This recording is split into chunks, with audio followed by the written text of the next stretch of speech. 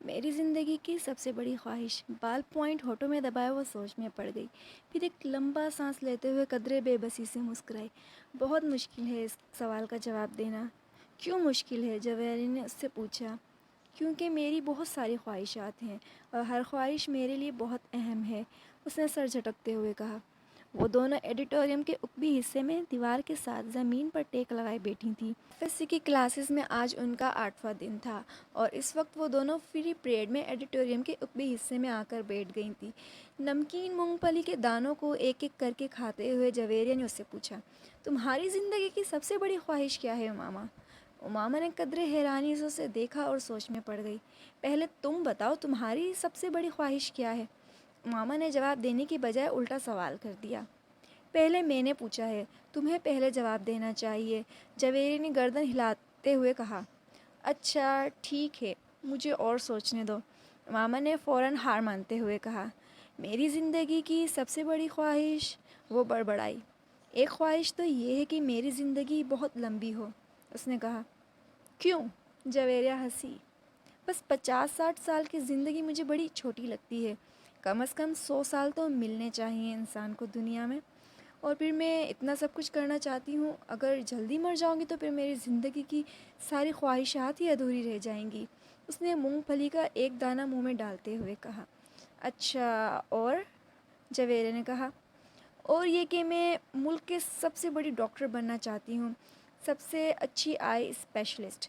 میں چاہتی ہوں جب پاکستان میں آئی سرجری کی تاریخ لکھی جائے تو اس میں میرا نام ٹاپ آف دا لسٹ ہو، اس نے مسکراتے ہوئے آسمان کو دیکھا۔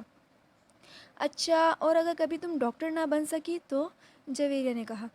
آخر یہ میرٹ اور قسمت کی بات ہے، ایسا ممکن ہی نہیں ہے، میں اتنی سخت محنت کر رہی ہوں، میرٹ پر ہر صورت آؤں گی، پھر میرے والدین کے پاس اتنا پیسہ ہے کہ میں اگر یہاں کسی میڈیکل کالج میں نہ جا سکی تو وہ مجھے بیرون ملک بھجوا دیں گے، پھر بھی اگر کبھی ایسا ہوا کہ تم ڈاکٹر نہ بن سکو تو؟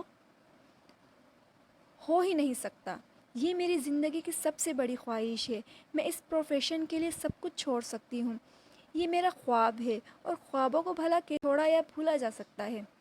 امپاسبل، امامہ نے قطعی انداز میں سر ہلاتے ہوئے ہتھیلی پر رکھے ہوئے دانوں میں سے ایک اور دانہ منہ میں ڈالا۔ زندگی میں کچھ بھی ناممکن نہیں ہو سکتا، کچھ بھی ہو سکتا ہے۔ فرض کرو کہ تم ڈاکٹر نہیں بن پاتی تو پھر تم کیا کرو گی؟ کس طریقے سے ریئیکٹ کرو گی؟ امامہ اب سوچ میں پڑ گئی۔ پہلے تو میں بہت روؤں گی، بہت ہی زیادہ، کئی دن، اور پھر میں مر جاؤں گی۔ جویریہ بے اختیار ہنسی۔ اور ابھی کچھ دیر پہلے تو تم یہ کہہ رہی تھی کہ تم لمبی زندگی چاہتی ہو، اور ابھی تم کہہ رہی ہو کہ تم مر جاؤ گی۔ ہاں تو پھر زندہ رہ کر کیا کروں گی؟ سارے پلانز ہی میرے میڈیکل کے حوالے سے ہیں، اور یہ چیز زندگی سے نکل گئی تو پھر باقی رہ کیا گیا؟ یعنی تمہاری ایک بڑی خواہش دوسری بڑی خواہش کو ختم کر دے گی؟ تم یہی سمجھ لو۔ تو پھر اس کا مطلب تو یہ ہوا کہ تمہاری سب سے بڑی خواہش ڈاکٹر بننا، لمبی زندگی پانا نہیں؟ تم کہہ سکتی ہو۔ اچھا اگر تم ڈاکٹر نہ بن سکی تو پھر مرو گی کیسے؟ خودکشی کرو گے یا طبی موت؟ جویری نے بڑی دلچسپی سے کہا۔ طبی موت ہی مروں گی، خودکشی تو کر ہی نہیں سکتی، امامہ نے لاپرواہی سے کہا۔ اور اگر تمہیں طبی موت نہ آ سکی تو؟ میرا مطلب ہے کہ جلد نہ آئی تو پھر تم تو ڈاکٹر نہ بننے کے باوجود بھی لمبی زندگی گزارو گی۔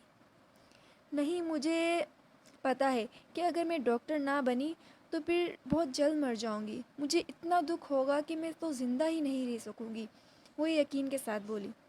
تم جس قدر خوش مزاج ہو، میں کبھی نہیں یقین کر سکتی کہ تم کبھی اتنی دکھی ہو سکتی ہو کہ رو رو کر مر جاؤ، اور وہ بھی صرف اس لیے کہ تم ڈاکٹر نہیں بن سکی۔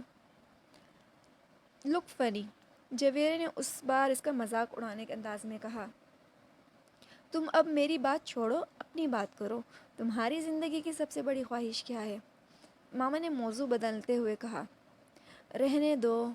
کیوں رہنے دوں؟ بتاؤ نا، تمہیں برا لگے گا، جویریہ نے کچھ ہچکچاتے ہوئے کہا۔ ماما نے گردن موڑ کر حیرانی سے اسے دیکھا۔ مجھے کیوں برا لگے گا؟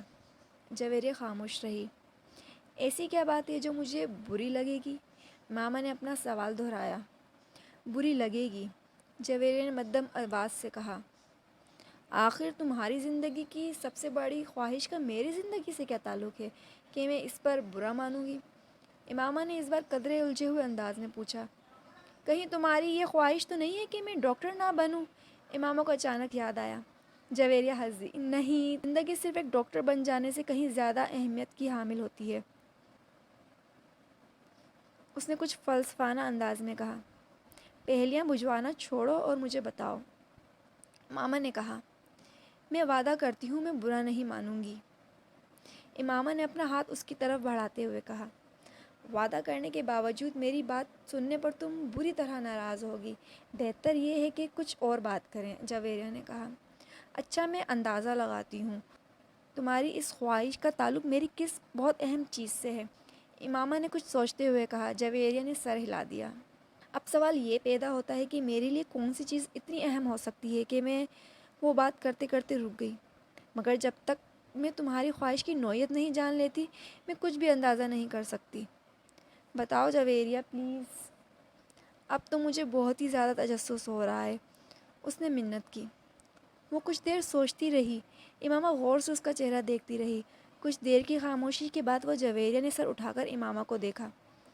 میرے پروفیشن کے علاوہ میری زندگی میں فی الحال جن چیزوں کی اہمیت ہے وہ صرف ایک ہی ہے، اور اگر تم اس کے حوالے سے کچھ کہنا چاہتی ہو تو کہو، میں برا نہیں مانوں گی، امامہ نے سنجیدگی سے کہا۔ جویریہ نے قدرے چونک کر اسے دیکھا۔ وہ اپنے ہاتھ میں موجودہ ایک انگوٹھی کو دیکھ رہی تھی۔ جویریہ مسکرائی۔ میری زندگی کی سب سے بڑی خواہش یہ ہے کہ تم، جویریہ نے اسے اپنی خواہش بتائی۔ امامہ کا چہرہ ایک دم سفید پڑ گیا۔ وہ شوق تھی یا حیرت زدہ، جویریہ اندازہ نہیں کر سکی، مگر اس کے چہرے کے تاثرات یہ ضرور بتا رہے تھے کہ جویریہ کے منہ سے نکلنے والے جملے اس کے ہر انداز کے برعکس تھے۔ میں نے تم سے کیا کہا تھا کہ تم برا مانو گی؟ جویریہ نے جسے صفائی پیش کرنے کی کوشش کی، مگر امامہ کچھ کہے بغیر اسے دیکھتی رہی۔